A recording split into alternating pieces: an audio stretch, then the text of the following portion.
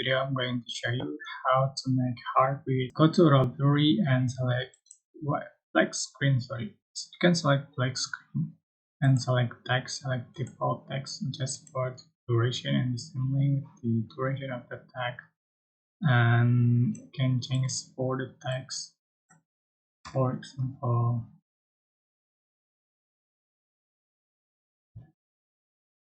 after done, you're just going to change your font style and font size, and then change for the color. So go to effect and select low. Here's heartbeat, just add to the track, and you can adjust for the speed for the effect, and this is the final effect you have on your video. I hope this tutorial was helpful for you guys. Don't forget to like, comment, share, and also subscribe.